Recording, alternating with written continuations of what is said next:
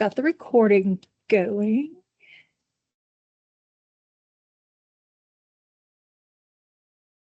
Okay, thank you.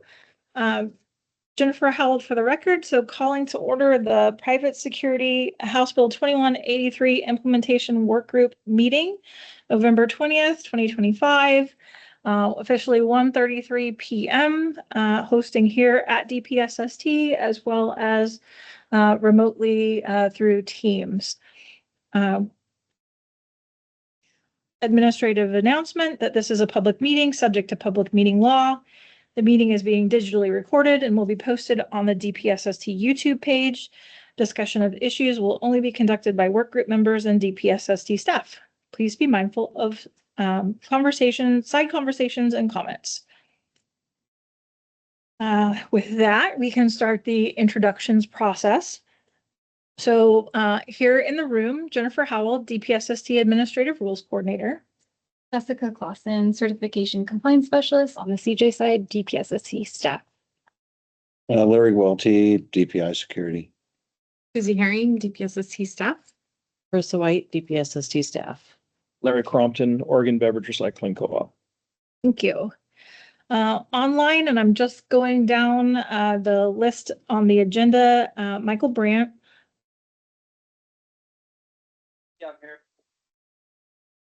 Thank you. Justin Gates.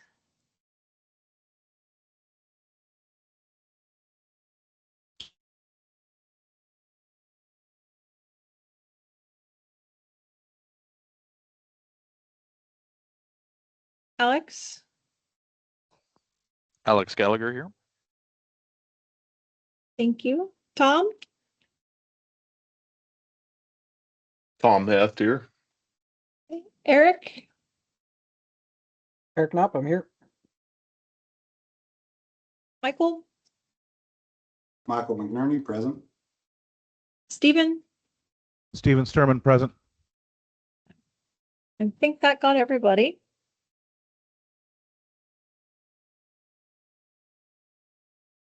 I just want to go back. Justin, I didn't hear you whenever you, was it Justin that we didn't hear? Yeah. I just want to have a chance to test your audio real quick.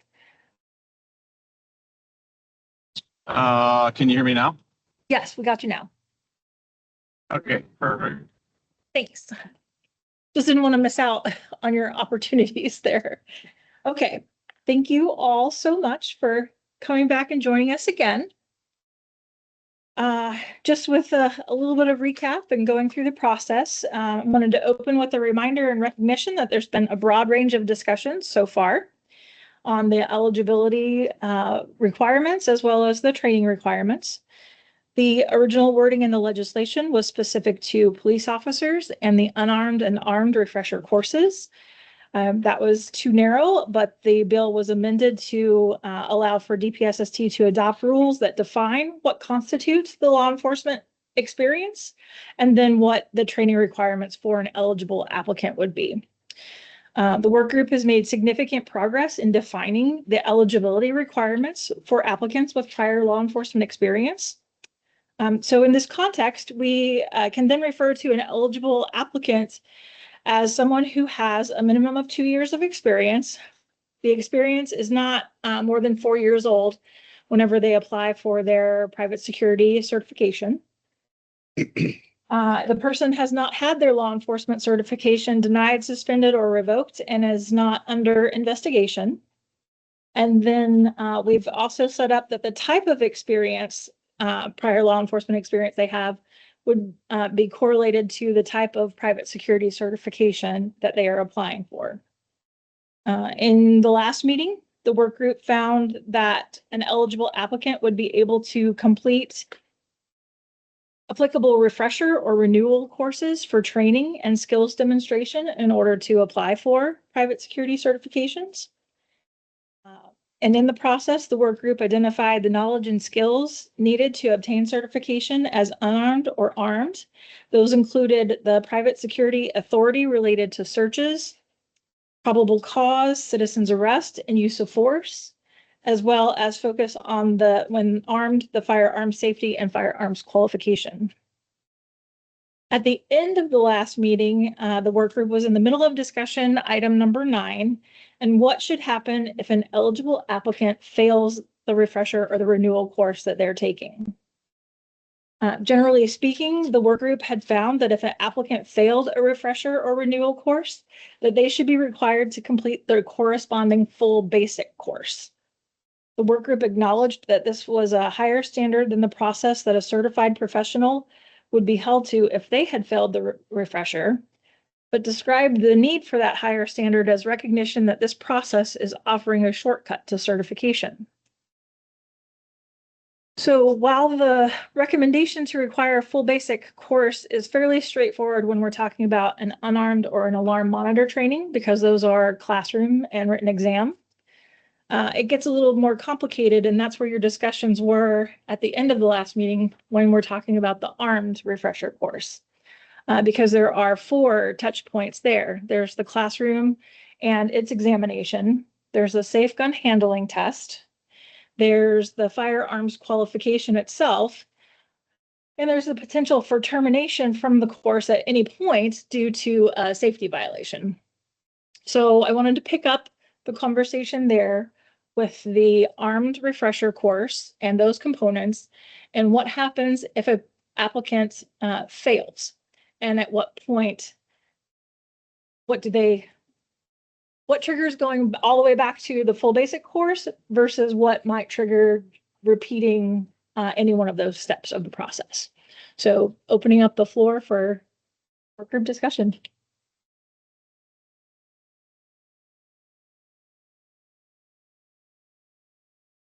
Go ahead, Mike. I think the failure of any of those portions of the class would require that you take the entire class. So it's really hard to hear your audio in the room, but it sounded like you were saying any one of those should require the full basic course. That is correct. Okay, thank you.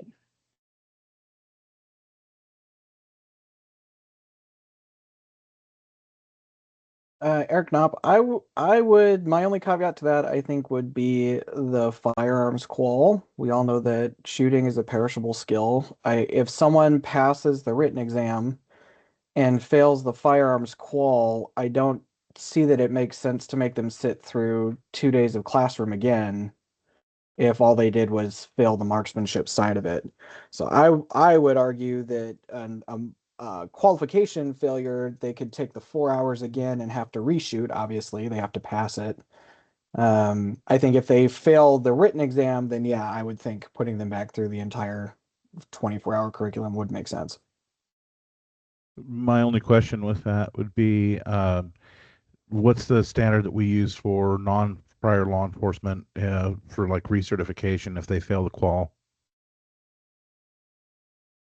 Would like, yeah. Thank you, Okay, Susie. sure. So previously, most recent, we had a change in that, and the message needs to be outward facing, but we haven't had the ability yet. But most recently, if they would fail that, they would be required to take the full course again. And if they failed the qualification course, you know, they have the 3 attempts in the 1 day, but if they aren't able to do that, then they go back and retake the training again. So what we had realized, because we would have people that were in the process of like kind of renewing and that happening too, and we as a program were suspending their certification for that.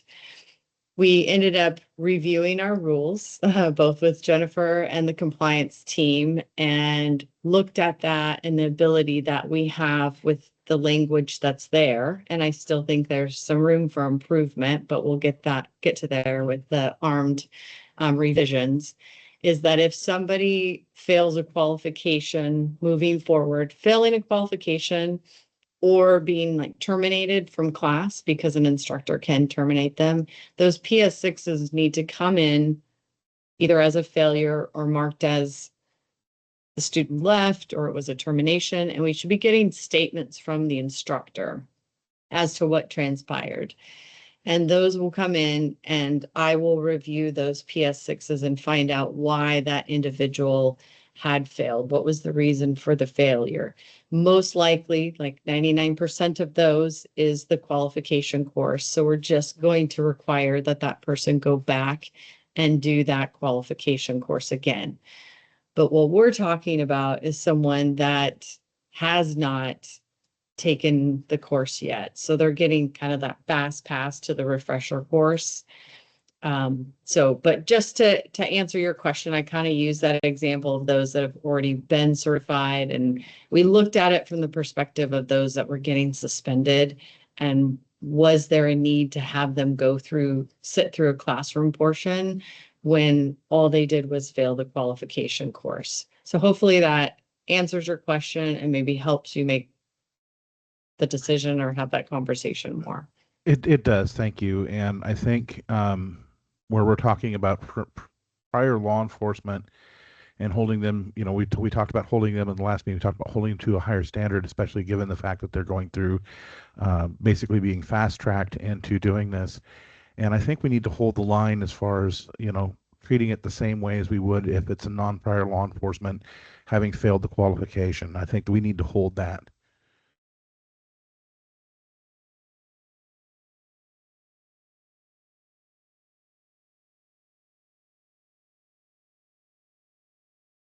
Go ahead, Mike.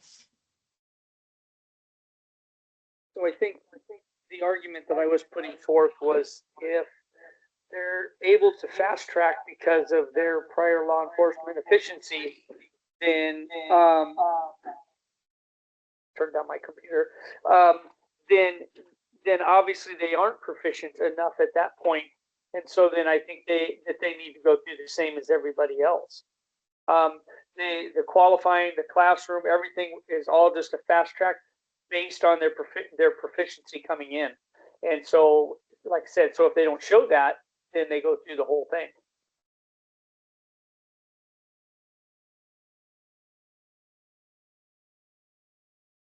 Go ahead, Larry. I would agree. If my understanding, you get 3 attempts to pass the qualification. If you can't pass it in 3 attempts, you should be treated like everybody else.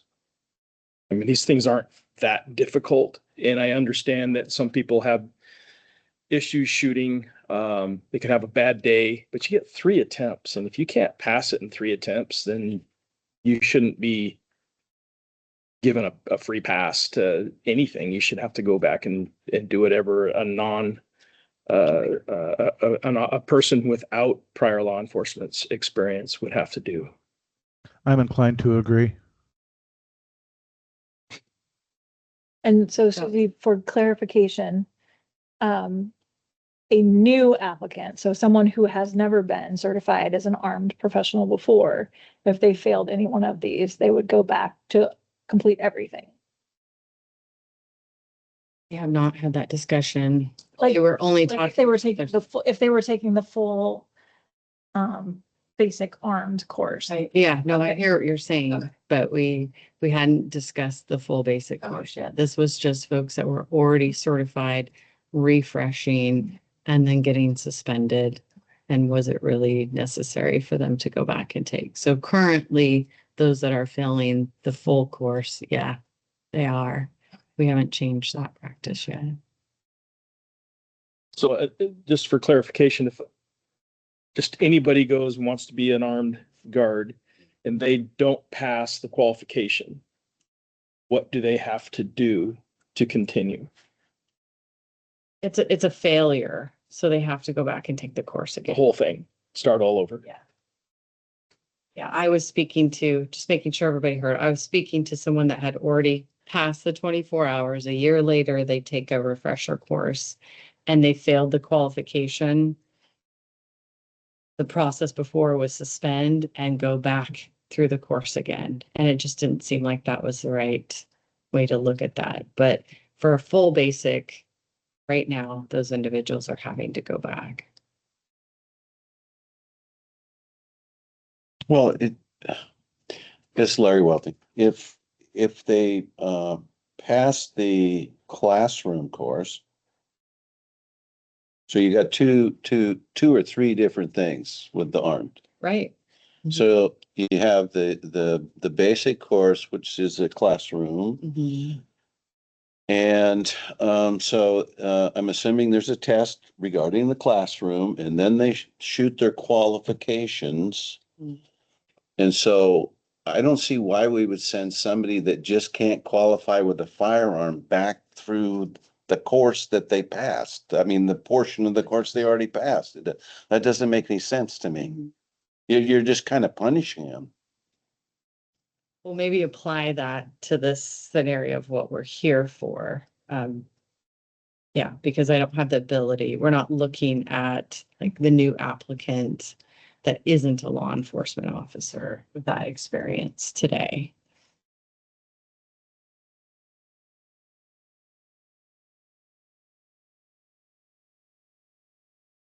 My understanding today is we are strictly talking about somebody coming from prior law enforcement, getting the refresher course instead of the full course, and then failing one of those attempts, whether it be the qualifier or the classroom, either one.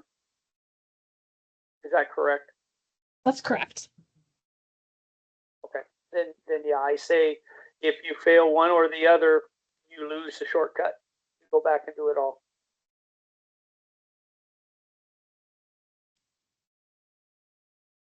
Eric Knopp, something to think about is that it sounds like there are discussions happening elsewhere about changing this policy. So then if we establish these rules, how long is it going to be before these rules get adjusted to match what changes on the arms side? And are we going to take people with prior law enforcement experience who have no problem with the classroom and say, sorry, you missed your qual today. Now you have to go pay triple the amount of money and sit through 2 days of classroom, which we have spent 2 meetings discussing that they don't need. And then they go and they fail the qual and we say, okay, well, so much for that. Go back and pay all the extra money. Like I'm failing to see the logic here after we've just spent 2 meetings deciding that they don't need all of that classroom background to now force them to go back and do the classroom stuff that we just decided they may or may not need. Welty, I agree. It just doesn't make sense. So this is Carissa for the record. Maybe something to consider is if you're going to have them go back, if you want them to go back and take that 24-hour course, what do you feel that they're going to learn and be able to, how is that going to adjust their shooting skills?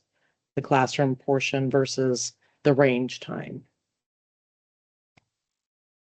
Sitting in a classroom and learning classroom rules and regulations, in theory, is not going to help their ability to fire the firearm. That's going to be range time. Right. So forcing them to go back to do something, how is that going to benefit them? As an armed instructor, I totally agree. The question I have is, I mean, we're holding this standard, the same thing. We would require a person who has never been prior law enforcement, if they've passed the classroom, they've passed everything else but the firearm qualification, they would have to go back and repeat the classroom part again if they failed on initial certification. That's what, so we're still doing that with people who weren't law enforcement, but also passed the class, had no problem passing the class. We're recycling them through the whole thing for failing to pass the qualification. So Yeah.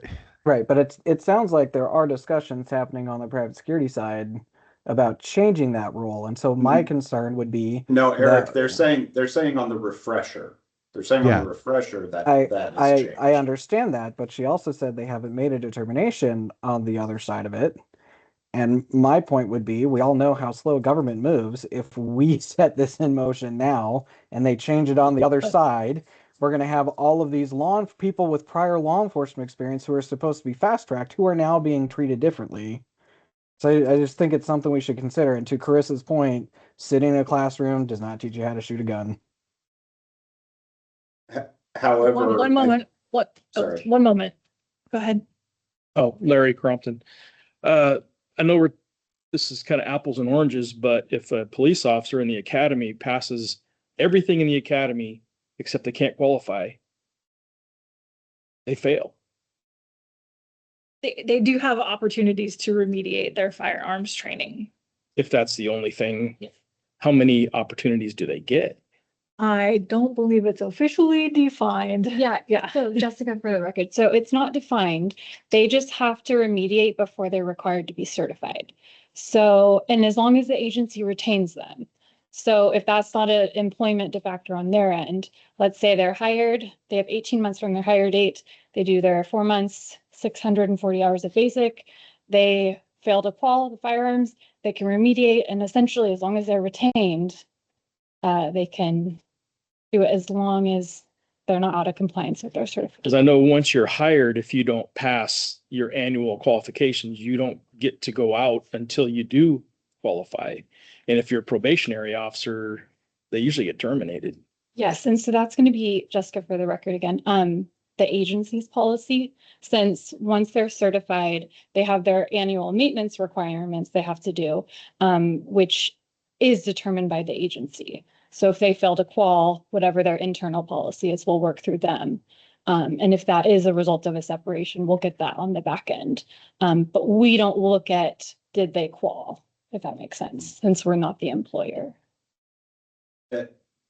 Susie Herring, for the record, I just want to address the comment about the conversations that staff is having.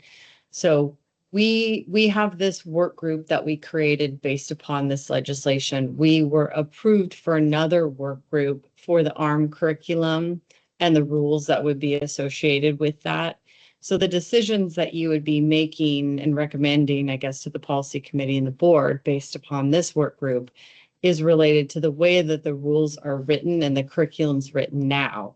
And I'll use an example that we have a 4-hour refresher course. Well, when the new curriculum is written, maybe it's a 2-hour refresher course. So things will be different and we'll have to adjust to what that is for all of those individuals, regardless if they fall under the exemption or not. And there'll be rules that will be applied to that and new curriculum. So for now, we'll go with what we have until we have some new curriculum and new rules to go with that.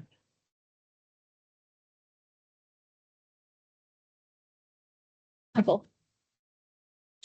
Yeah, my other thought is I think I appreciate Eric's concern for these individuals, but I think the question I have is if we're providing 3 opportunities within the course of that instruction for them to pass their qualification, and they're purportedly a retired law enforcement or former law enforcement professional who is no more than a year out of shooting quals for law enforcement certification, and then they're failing their qualification for this cert, I start to have questions about all of it. Like, it's like, how are you succeeding at everything else and not managing this, which is the one thing that is perfectly transferable from one cert to the other.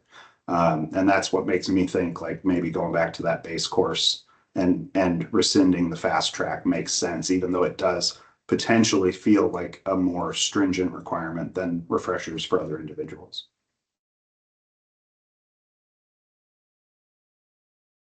Thank you. Mike, you had your hand up next. I actually agree with Michael, pretty much the same thing. I just wanted to point out, we're not talking about one qual and they didn't pass. We're talking about 3 attempts at a qual and they didn't pass. The whole reason for the exemption was that they were coming from law enforcement. That, like Mike said, should come straight across with no problem at all. If they can't pass that, then based on current DPSST rules for everybody else, I'd say they go through the whole class.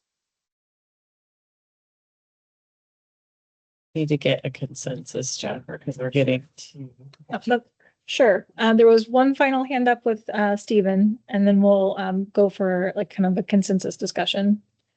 Yeah, basically, I'm going to say the same thing that Michael and Mike both said, and that is, you know, they've got 3 chances, and I've been through the armed course, and I know it is a lot easier to pass the armed qualification for a private security officer than it is for a police officer. And if after 3 times they still cannot pass the qualification, I don't want them having a firearm.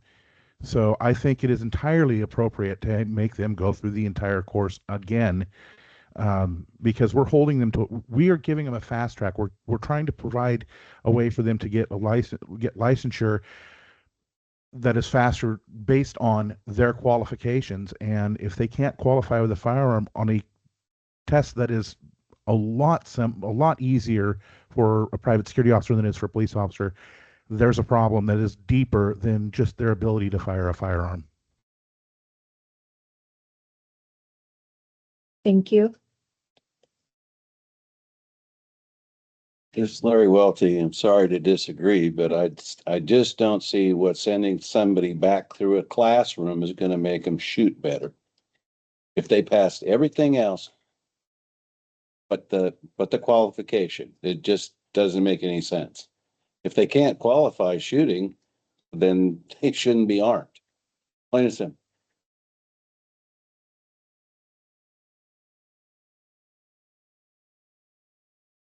Mike McNerney, for the record, I don't disagree with that sentiment. I was given the impression that we couldn't bar them from reapplying. So if it is possible to say that, somebody who fails 3 times, even on the refresher, is prohibited from obtaining licensure as an armed security officer, I'd advocate for that.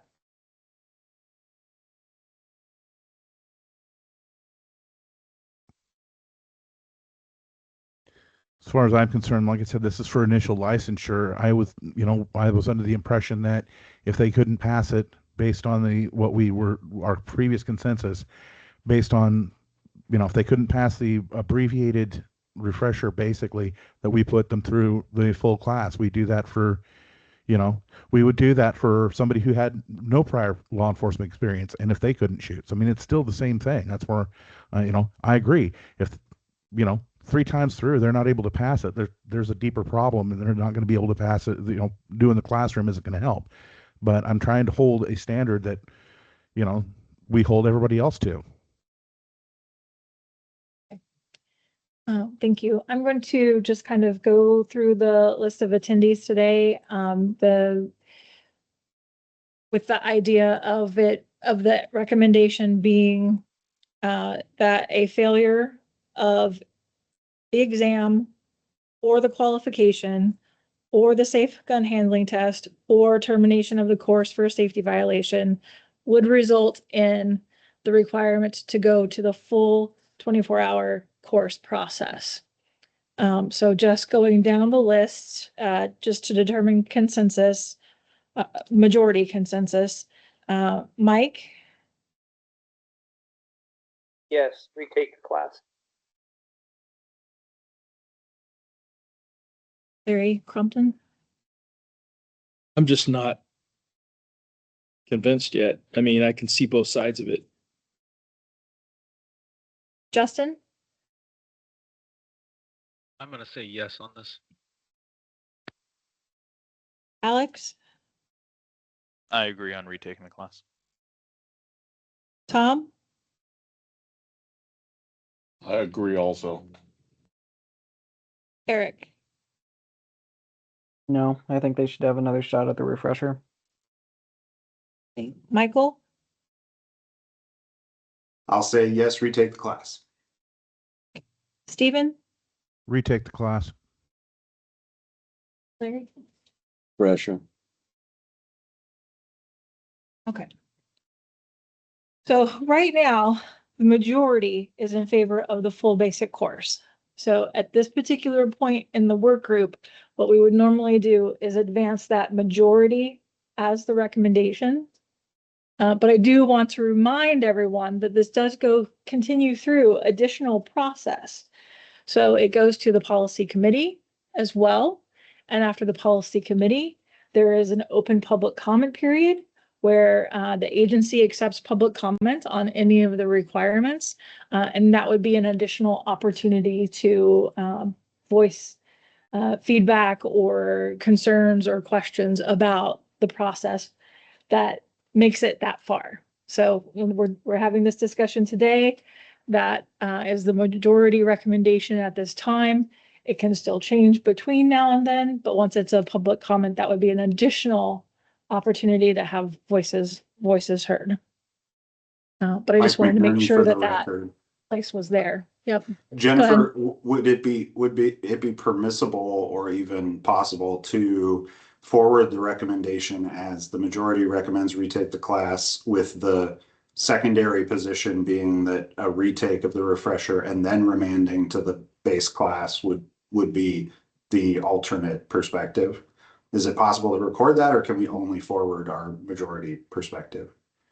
No, it is absolutely possible to include the secondary, but if there's a failure of the qualification only, then that the secondary level would, a secondary recommendation would be to take the refresher course.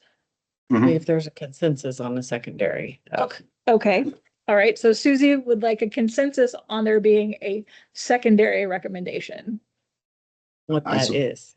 Okay. I support that as a secondary position. If down the road, the folks who are reviewing our decision say this seems overly harsh and they like the idea of 2 times through the refresher before sending them back to the base course, I'm comfortable with that personally.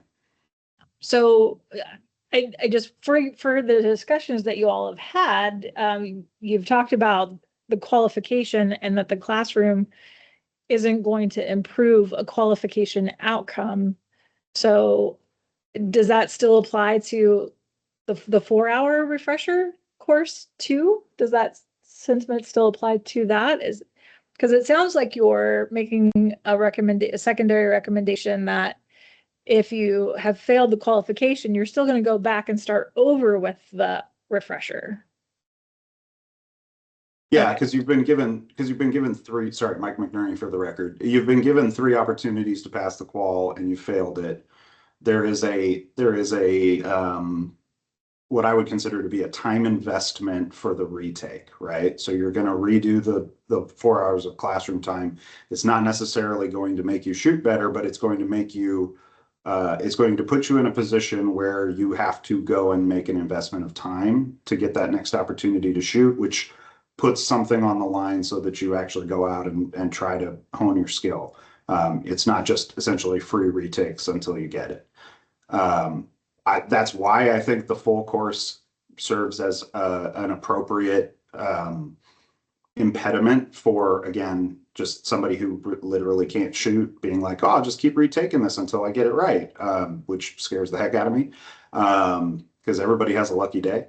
But conversely, if it's like, well, we're just going to make them take 4 hours instead of the 24 hours, that's still enough of an impediment that I don't think it's an inappropriate ask.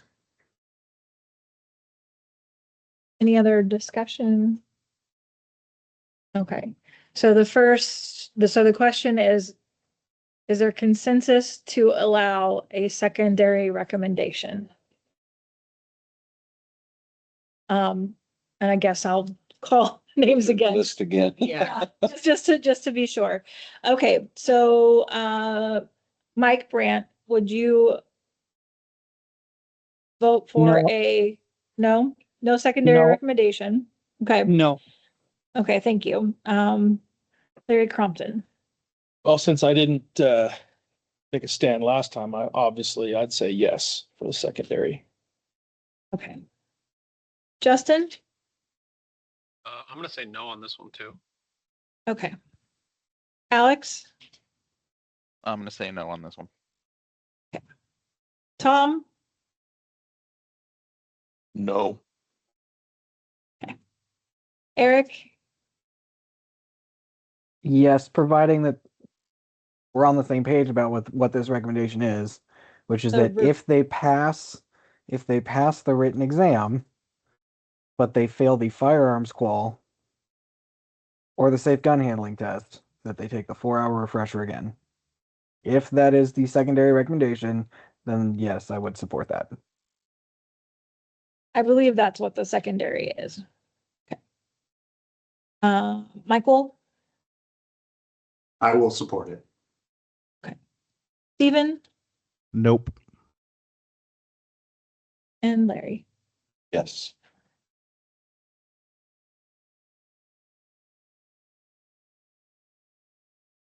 Got 5 no's, 4 yeses.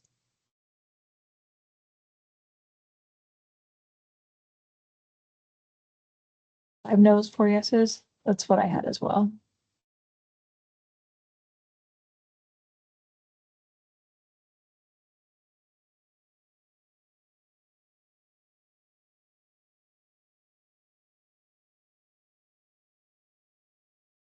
And I would also say there's always the possibility too that the policy committee can send it back to the work group for additional if need be.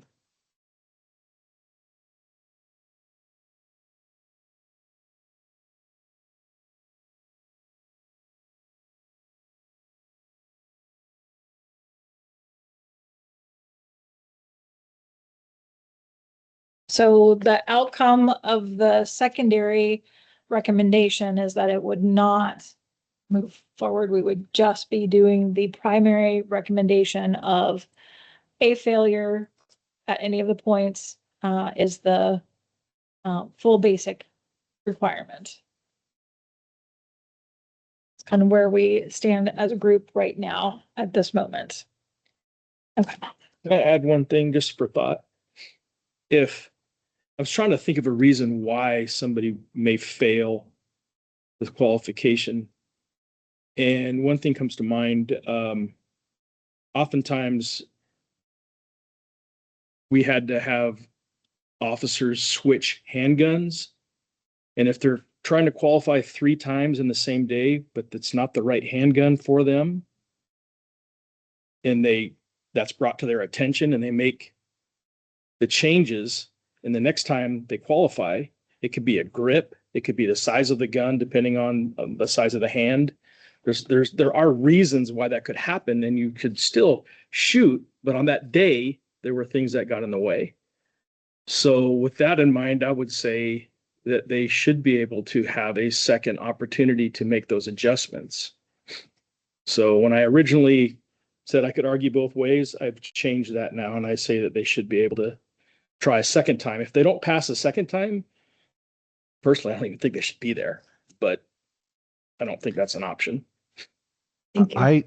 I would be in favor of that, but I would also say that if we were to do that, we would also have to do it for people on initial certification without prior experience as a law enforcement officer, because the same thing holds true there too. I mean, like right now, if I were to go through the armed qualifications because of my shoulder injury, there is no way I could pass it. I can't even hold a firearm with my left hand, so my offhand would be unable to be done. So if we're going to make that for, the initial certification for prior law enforcement, we need to do the same thing for initial certification for people who are non-prior law enforcement. And that's where I come from, where my position is at. Well, That's that's what we're here for today. Yeah, so we Eric, really not just- for the record, like that is not the point of this policy committee. Like we are here to develop rules for people with prior law enforcement, and we have spent almost 5-6 hours talking about how these people with this background do not need to sit in the classroom. We've already made this determination. So I guess, and like, can someone who opposes my position here, can someone please walk me through the logic of the vote and the decision that your side just made? And I like, not really side, they're just like, I don't understand. We have just spent 2 prior meetings talking about how they don't need the classroom hammered into their heads, and now we're saying if you fail the qual, you have to go get the classroom hammered into your head. And I'm okay with their, like, I get it. Yes, after 2 attempts, I think if after 2 attempts you put them through the full class, they're not going to pass anyway. They can't shoot. As an armed instructor, I can speak to that. People who can't shoot, who don't learn how to shoot, they never pass. So I guess I just don't. I guess I'm confused. Mike McNerney, for the record. Eric, the reason that we're making that argument is not because we think that the classroom is going to fix anything. The reason is we are disinclined to extend the courtesy of the expedited class when someone fails to pass the shooting requirement in the first time, in the first round of 3, or in 2 rounds. I mean, again, it's it's not that the class is going to be an improvement. It's that that's the closest we can get to telling somebody, sorry, you're not cut out for this, is to say, sorry, you have to go back and do the full 24 hours, which we hope is a disincentive for them to say, you know what, this isn't worth it for me. I'm going to go find something else to do with my free time in retirement. I don't think any of us have any illusions that sending them back to the 24-hour class is like, oh, good, now they'll be able to pass it. It's purely as okay, we've exhausted the courtesy of the shorter class. You had your shot, you could not maintain that, and now you got to do the full thing. And the hope is that they'll go, screw this, I don't want to do that. Okay, thank you. Thank you all. It has been a robust conversation. The work group did come to a consensus. So I do want to kind of round out the end of that conversation so that we can make progress on the rest of our agenda. All right.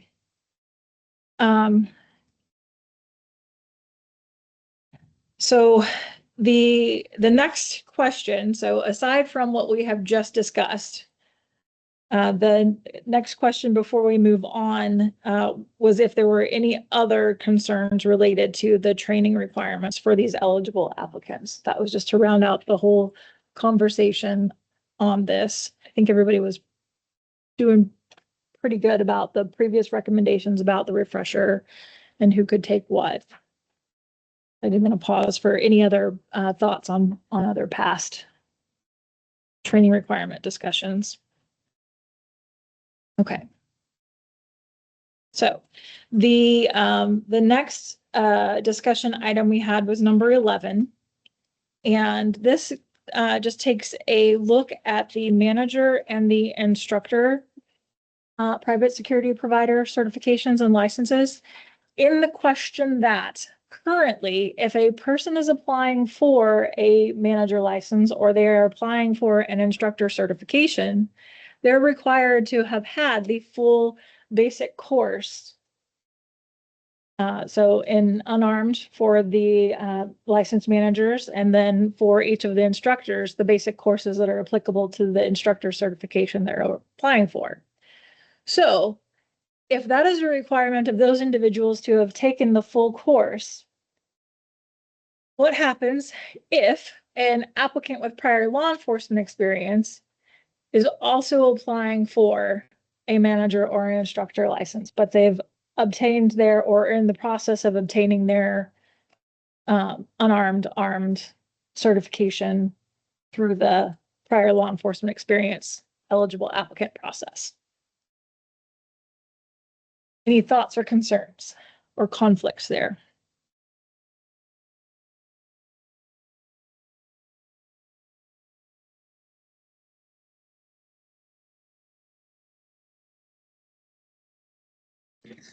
Mike Brandt.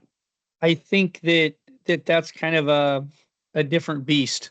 If you're applying to become an instructor or supervisor manager, I think then you need to be very careful to know all of the rules, all of the do's and don'ts, separate from what you knew from law enforcement.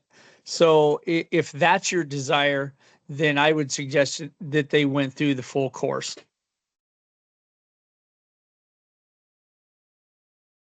Alex Gallagher, for the record, I agree with Mike on that. If someone's going to go for their instructor supervisory, they should get their unarmed or their basic course first. Through the full course or through the refresher? I would argue for the full course. Mike Brandt, I agree.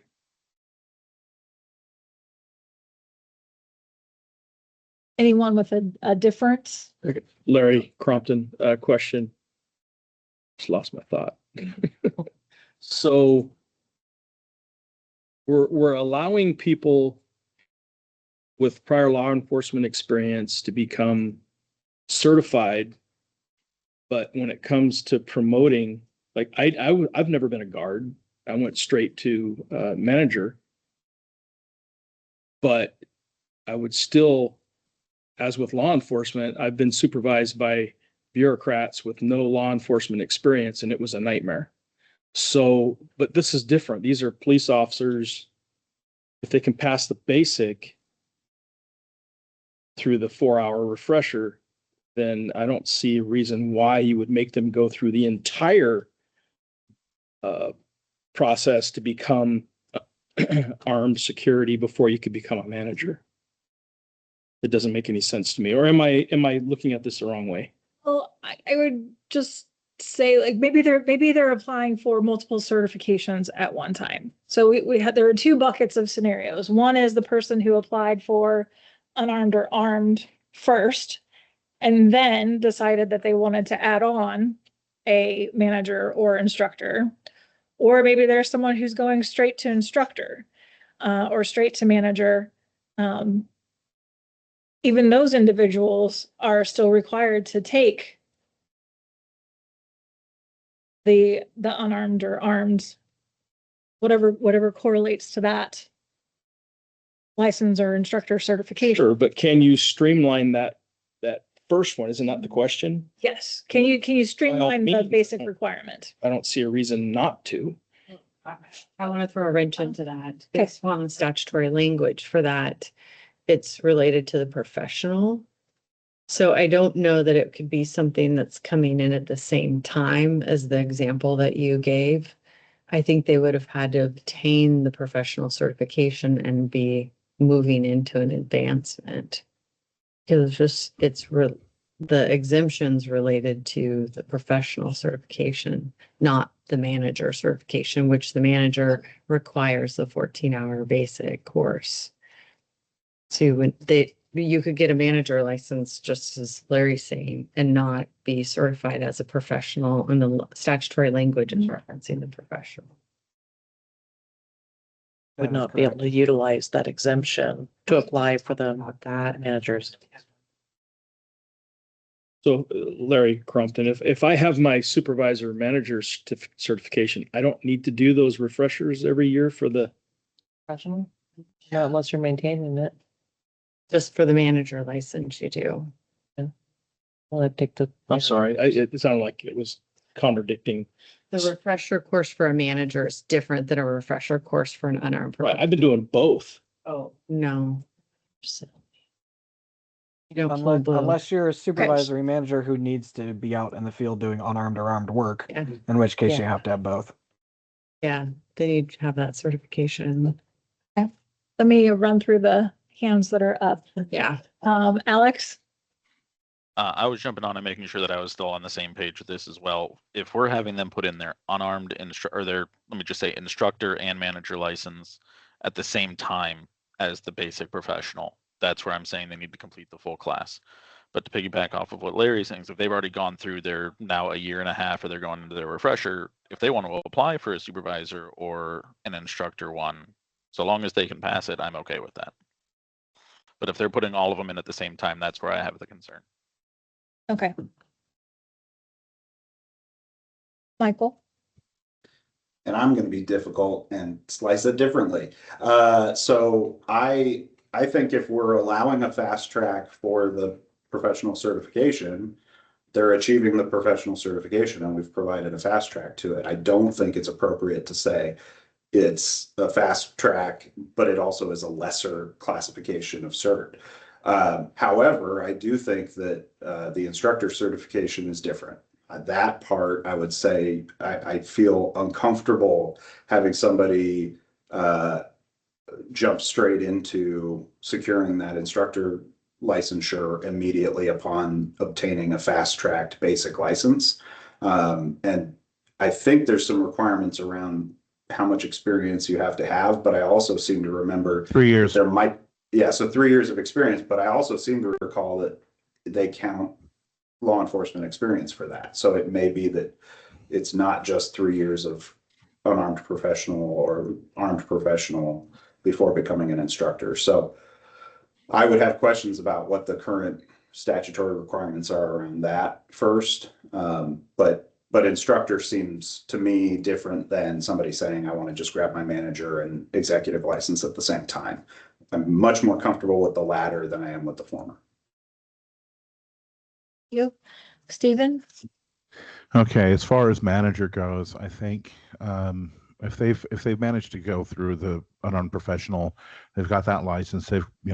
We've let them go through the refresher. They passed the refresher. If they want to go apply for the manager, they can pass the manager's course. I'm all for it as long as they can do that. As far as the instructor goes, I'm going to be really difficult on this one because the instructor, I think you do need to go through the full 14 hours. And I think we need to hold that they have to have the 3 years of experience. That experience is really necessary, I think, to be an instructor. I've been doing this for a long time. I left for a time to do property management, and because I wasn't actually a licensed security officer, when I came back into do it as a licensed security officer, I had to work for 3 years before I could become an instructor and get that license. And I didn't really understand it at the time, but I can kind of understand why it's there, is to show that I have the experience that I can then use to teach other students and give that information on to them. And I think the 14-hour basic is also something that is important to have a background with. Thank you. Before we move to the next person, I do want to put on the record and make sure everyone understands that it would not change any of the requirements to obtain an instructor certification as far as prerequisites. It would only be deciding whether or not, if they had their basic profession, if they had their professional certification and they got it through this abbreviated process, would they need to have had the full basic in order to be an instructor? So all of the other instructor requirements still in rule, still apply, no exemptions. Okay. Right, and Mike McNerney, for the record, my only challenge for that is that I can't remember if the language says that the 3 years of experience can be law enforcement or private security. And if it does say that, that creates a fast track that I'm very uncomfortable with. Like, I don't think somebody who just retired as a police officer takes a 4-hour course, hasn't done the full credentialing process, and then gets to train other people on how to do this. That sounds like a terrible idea to me. Yes. They still have to take all of the instructor course requirements. Okay, fair.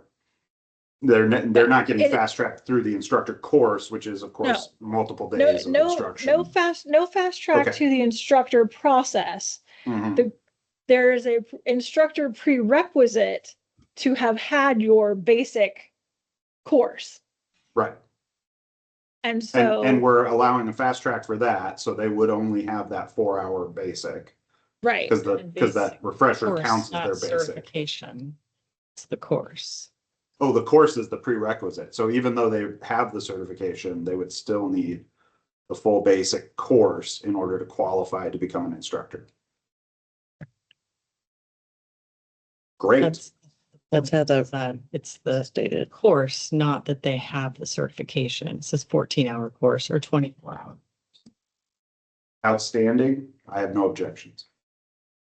I believe the intent behind that is so that the individual that's going to instruct those courses has attended that full basic course and has that understanding of what they're going to deliver. And if they're willing to jump into that realm. Larry Welty, I agree with the conversation that I've heard recently on this. What? Your hand's been up for a while. I want to make sure we get to you.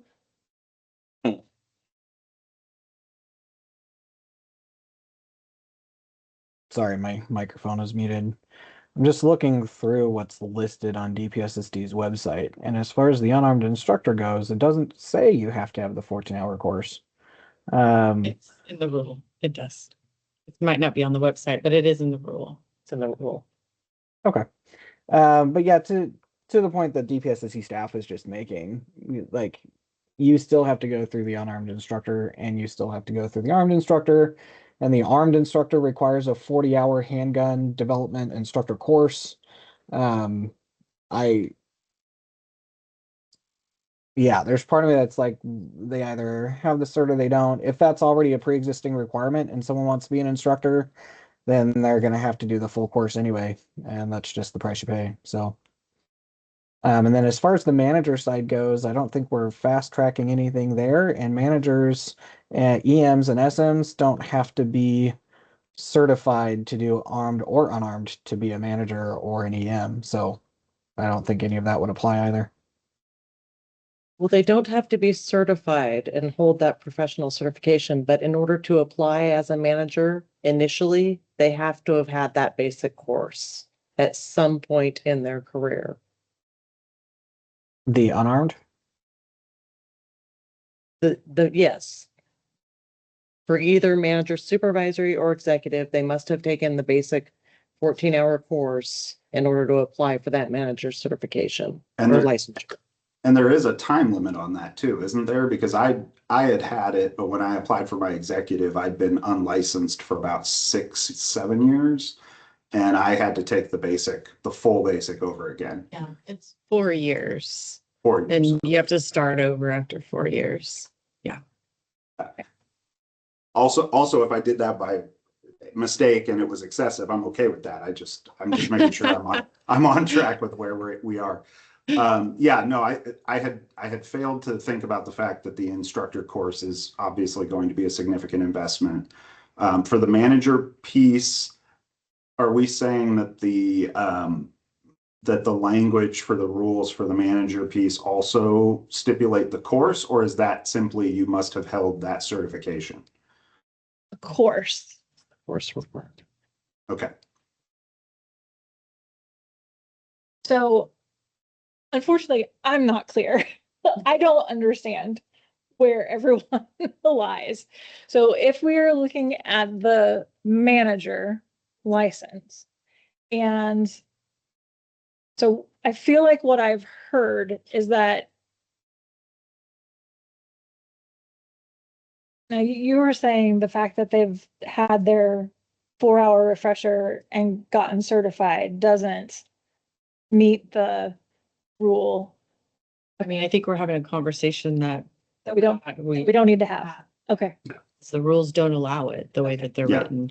And the Mhm. statutory authority doesn't give it. It's given to the professional certification only. Okay. Yeah. So if at any time a person who is a prior law enforcement officer is applying for their manager or instructor, we're going to point to those rules and say, these are all of the requirements for those. Correct. You must complete all of these requirements. It doesn't matter that you've already gotten a professional certification. Correct. Okay. I would say when we have our other work group, Yeah.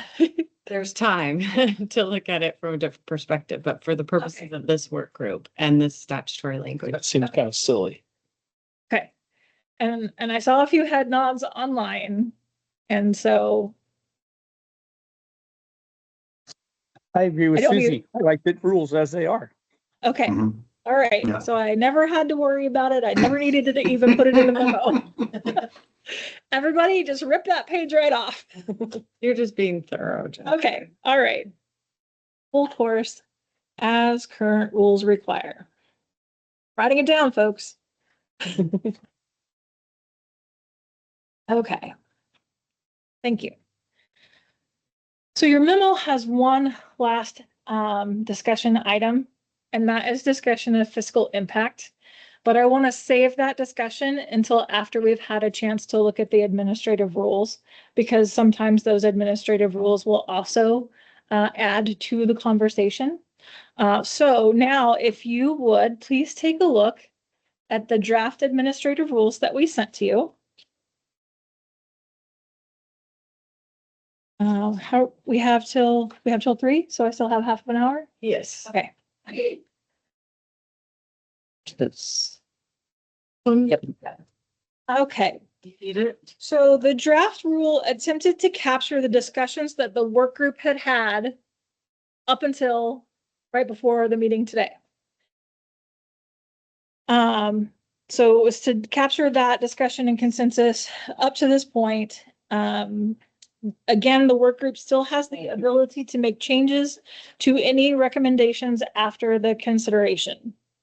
So in review of the draft rule, Section 1 identifies opportunity to be exempt from full basic training for armed professional certification unarmed professional certification and alarm monitor certification. What's up for its front and back? Sorry. Oh, no, you didn't. You can only grab the one. Sorry. Pardon me. Based on the previous discussion, all applicants would be required to complete the full basic training for the event and entertainment certification because it was an online self-paced course available through DPSST at no cost and approximately, 4 hours in length. One thing that we wanted to note for the record is that an applicant could apply for unarmed or armed certification and would be able to perform the same private security services as an event and entertainment professional. And that would also be true for alarm monitor private security services. So section 1 was just kind of a general introduction to the rule and the rule's purpose. Section 2 outlines the eligibility requirements broadly. Because the previous discussions have looked at what type of law enforcement experience can be applied to each private security certification, Section 2 is just broadly referencing the requirement for the 2 years of experience. And then in the following sections, we'll define what that law enforcement experience is for each of those levels of certification.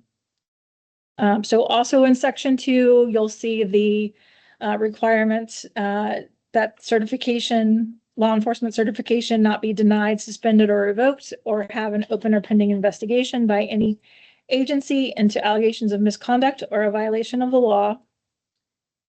C, apply for certification within 4 years from the last date of active service. And we provided language about that active service date based on your discussions. And then it's D, meet the requirements for certification under Administrative Rule 259-060-0020. Those are the minimum standards for private security provider certification and licensure, and they apply to every applicant. Things like age, education, private security training, moral fitness, armed certification minimum standards are there as well. And those list things that recognize when you've been when you're legally prohibited from possessing a firearm. That's what's in Rule 20. And then it points again to the moral fitness standards that are in Rules 300, 310, and 320. Those are across all of the private security professional certifications. And a person has to meet those moral fitness standards in order to be eligible for certification. Okay. Any questions about Section 2 before I go on to the individual certifications? Okay. Now, section number 3, armed private security professional certification. So outlining what's required to apply for the armed private security professional certification. Section little a there is defining what that prior law enforcement experience includes specifically for this certification. And based on your past discussions, it was police or reserve officer. And then that's the big A. The big B is that out-of-state equivalency to police officer or reserve officer. On page 2 at the top, a big C, a military police officer. And the group had discussed military police officer and master at arms. And then I included the generic language of other military law enforcement specialty determined by the department to be equivalent to that of police officer or reserve officer. So again, armed is still very limited in scope to those who have performed police work, or what's commonly referred to as police work. Okay. B is going to be in addition to application and fees, the applicant would be required to complete the unarmed renewal course and exam and the armed refresher course and exam, which it also includes the safe gun handling test and the firearms marksman qualification. So we've talked about in the rule what law enforcement experience means for this specific certification, and then what training classes are required in order to meet the training obligations. Okay. 4 is the unarmed private security professional certification. Kind of that same process, little a there. What experience can apply towards this one? So based on your previous discussions, police officer, reserve officer, corrections officer, or parole and probation officer, the out-of-state equivalents of those, and B, and C, the military equivalents of those.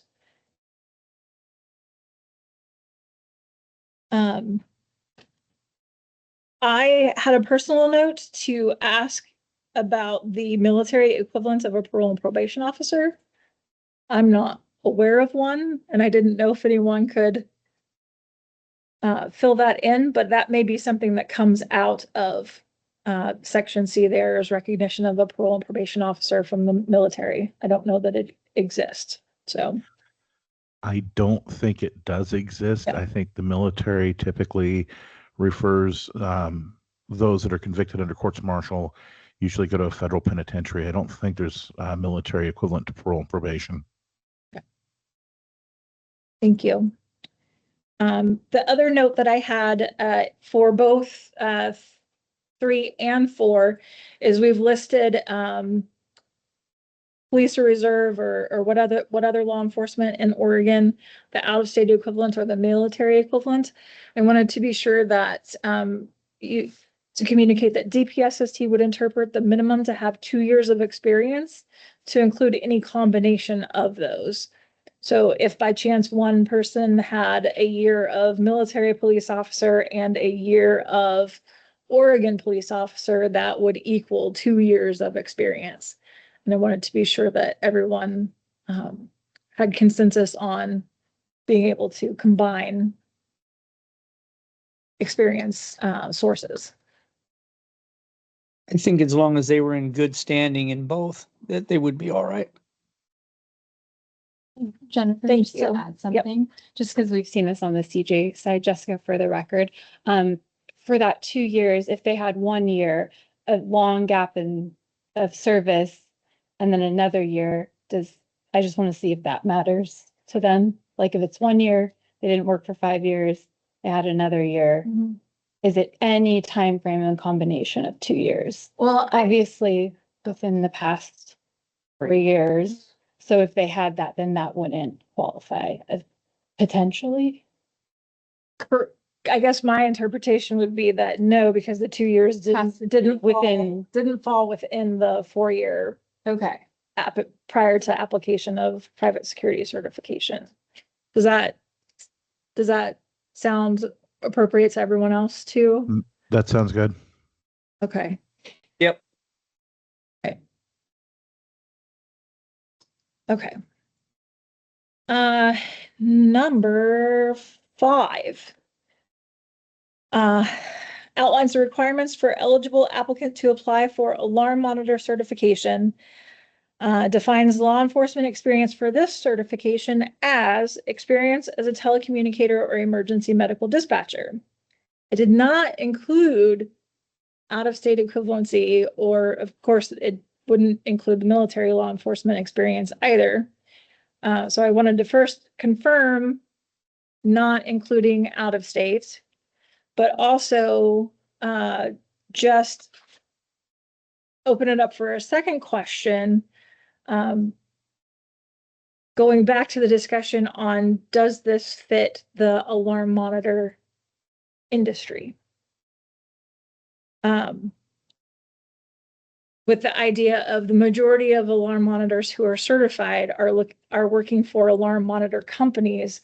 Would alarm monitor companies even consider this process, or are they just going to automatically run everybody through the same program?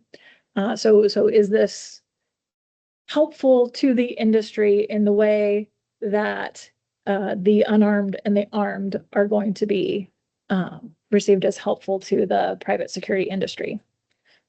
So those 2 questions out there, what other thoughts or feedback do you have? Yeah, Justin here. So I would say that, our other states don't require the kind of training that we require in Oregon. So I would say that no, I mean, if they're coming from another state and even though they worked for a monitoring company, that doesn't mean that they're going to meet the same requirements that the state of Oregon, sorry, that the state of Oregon has to. So I would disqualify those. What was the other question? So disqualifying a telecommunicator from out of state. An out of state telecommunicator would not be eligible to apply for the alarm monitor, like an out of state police officer would.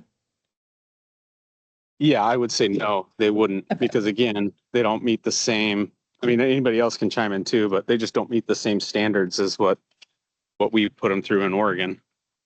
Okay.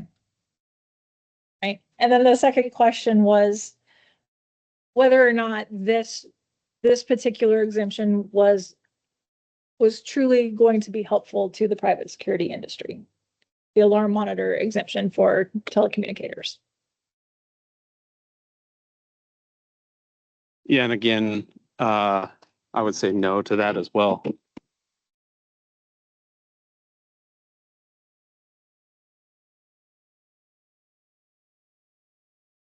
And Jessica, for the record, if it's helpful for the discussion, on this criminal justice side, we also do not allow at this time out-of-state telecommunicators or emergency medical dispatchers to challenge the current Oregon basic course. Yeah, that does help. Yes.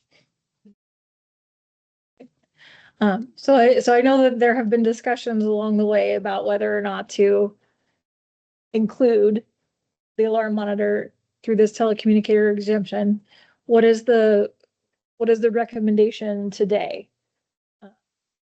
Do we move forward with this alarm monitor exemption and allow telecommunicators to apply, or do we remove that from the recommendation process? We delete that. I mean, I'm willing to hear from anyone else, but I would think that we would remove that. I don't think we would allow out of state just because they're not taking the same courses and doing the same classes. Yeah, and beyond out of state, Justin, what about in state? So an Oregon telecommunicator. So I guess the question is what? I mean, oh, go ahead. Yeah, are you referencing current dispatchers and that kind of stuff then for in-state? Yes. Yes. Yeah, well then, yes, I would say they would be okay. They would be okay. All right. Mike Brand, I agree. Okay. Mike McNerney, I see the point of potentially excluding this simply because I don't know that it's something that will be widely embraced or utilized, but by the same token, I think that it makes sense to extend the same professional courtesy, and whether it's used or not, it's appropriate to include. Steve Sturman and I believe that it's appropriate to include current emergency telecommunicators from within the state of Oregon on this. Okay.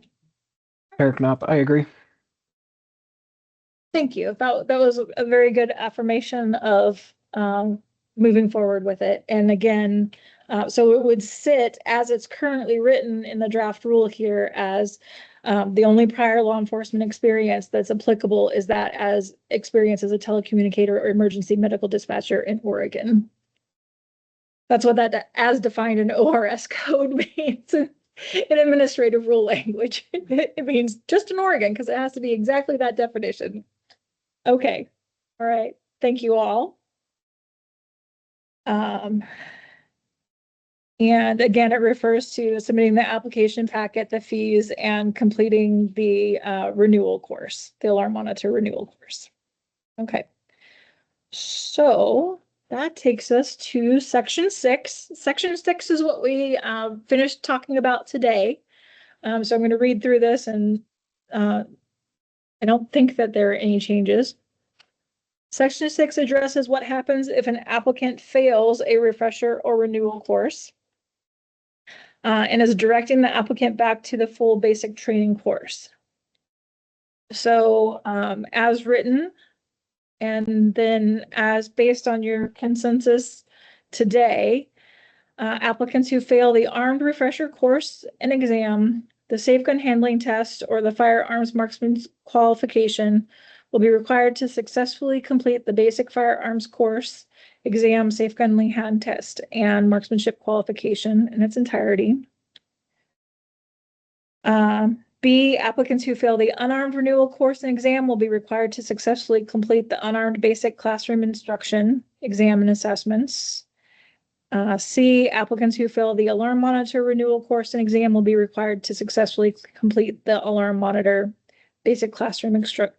So I keep getting tripped up over all those words, but they're there. So that confirms what you all discussed today. The only question I have, Larry Welty, is on A, when you put all three of them together, it's not either or, it's talking about you applicants who fail the armed refresher course and exam, safe gun handling test, and the firearms. So what you're making it sound like you failed all three. Yeah. So I think the language there is a little confusing. Okay. And I verbally just changed that to an or.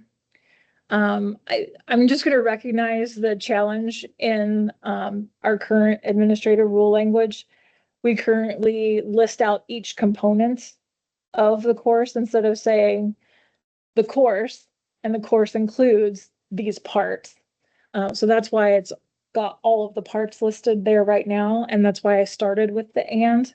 But I think for these purposes, it would be appropriate to change it to the or based on the recommendation that's going forward, to reflect that any one of these three things of a failure would be the full basic course.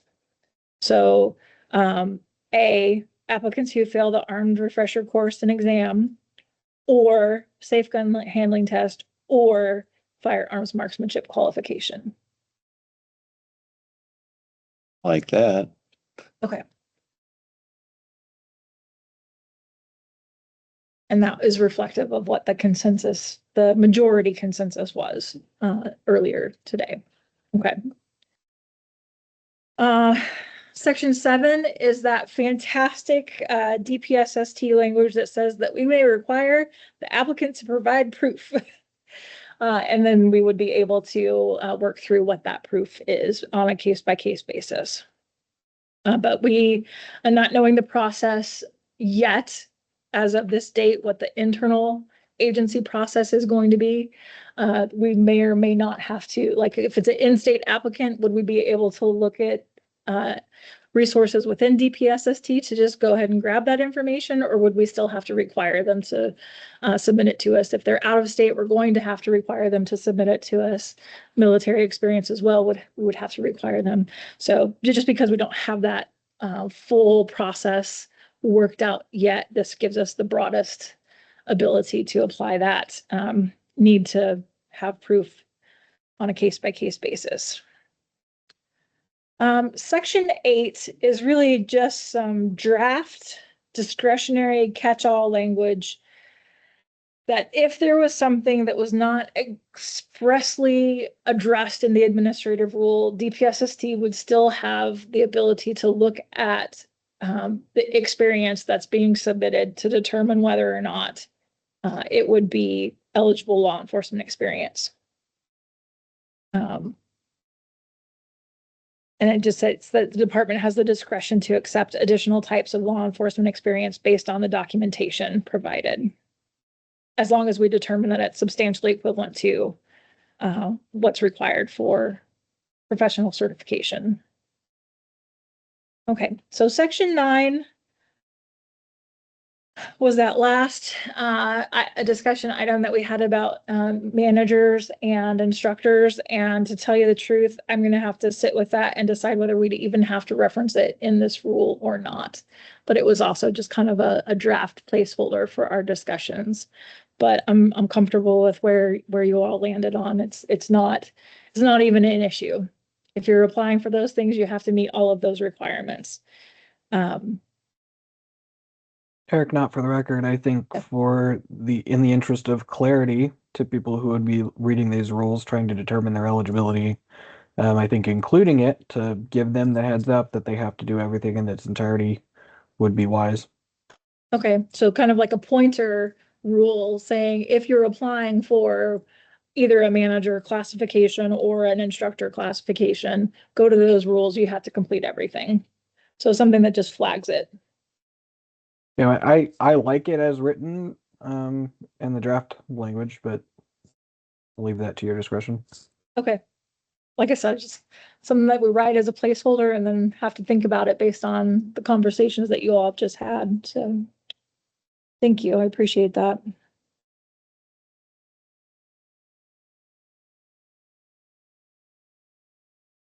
Okay. Was there anything that was written here in the draft that you all had questions or concerns about? Is there something that you feel like is missing? If you were to pick this up, would you be able to successfully apply or know what you were, what you needed and what you'd be required to do?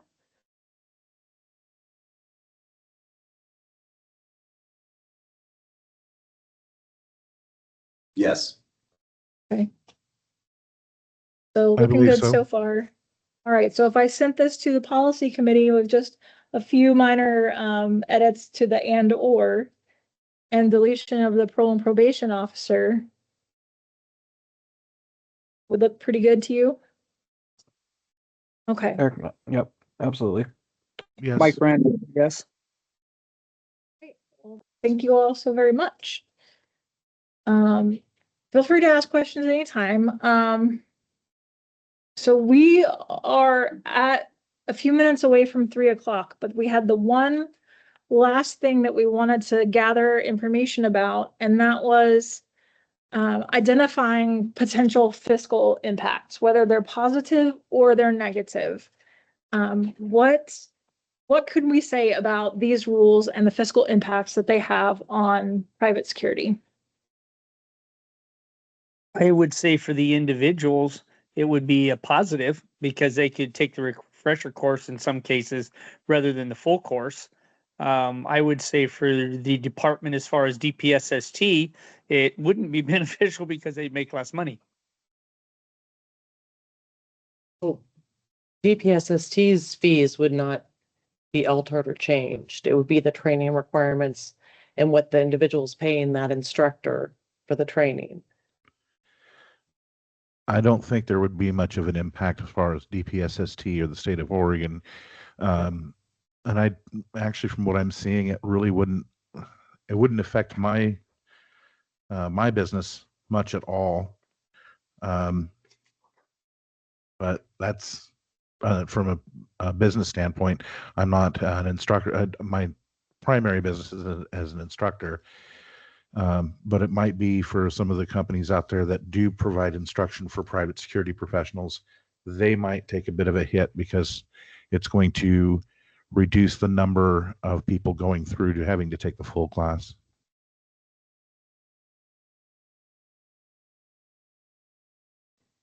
Mike Mike. McNerney for the record. I would, sorry, Mike, I'm gonna be quick. I would just say, we don't know how many people this might incentivize to actually go through with training where they might have otherwise been discouraged to do so because of the time commitment and feeling like it's a waste of time. So I think we can't necessarily anticipate that direct fiscal impact. It may actually be a net benefit for some training organizations. Yeah, I was just going to say that we do quite a bit of instruction, and financially it may affect us a little bit, but I don't think there's that much law enforcement that we see on a weekly basis that it's going to make much of a difference. And Tom's got his. Okay, Tom? So the question I got on this stuff too is the fingerprints. Are they going to have to go through everything, get the background check, just like they would if they were originally applying first time? Yes. So when the applicant submits their application, they're going to have the same certification fee. So in order to obtain the certification, it's the same application certification fee. They also have to meet the the fingerprint background check. So that is still their applicant's cost responsibility. Okay, then it shouldn't have that much of a impact on DPSST as far as fees go at all then, in my opinion. No, DPSST hasn't identified a fiscal impact yet. Our wild card at this point is how many applicants will it be and what is the internal process if they're required to get a go card from us before they go forth to get their training, so, or is there just a checklist of things that if you think you meet all these and you want to go ahead and go take the training, go take the training. You may still be required to take the full basic if we find that you didn't meet these things. So is there a pre-authorization or not? We don't know yet, process wise. But that would be the only thing for like staff time, staff cost. But okay. Any other thoughts on how it might affect an applicant or an employer or an instructor?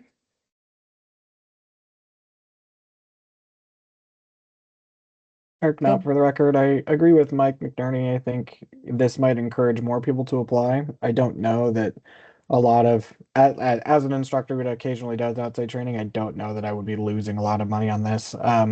A financial benefit is for companies that are paying for the training. They're going to save money on payroll and courses. The courses cost less. So I agree. I think overall it's probably going to be a net positive. Okay, thank you. I think those are kind of all the same things that we'd had internal thoughts about as well. So good to see we're all thinking on the same page. Okay. Any other comments or questions? Okay. So at this particular point, we've made it through all of the discussion items. We've made it through a review of draft administrative rules that look like they're just about ready to move forward. And we've talked about the fiscal impact of these proposals. I don't see a need for another meeting at this time. I would say that you're in a very great place. The next steps are for DPSST to take this as a package to the Private Security and Investigator Policy Committee. Their next meeting will be in February of 2026. So should they have any questions or need to send it back for additional clarification, we would then need to reach back out to all of you and say, are you available? Can you weigh in on these questions or concerns? But if the policy committee accepts the package, the information and the recommendations, and then it goes forward to the public comment period. That's called the proposed rule change. It opens up for public comments. Anyone has the opportunity to provide comments, including work group members. We gather all of those comments. We determine if we've received anything that is substantive, so things that talk to the policy or the process or the fiscal impact.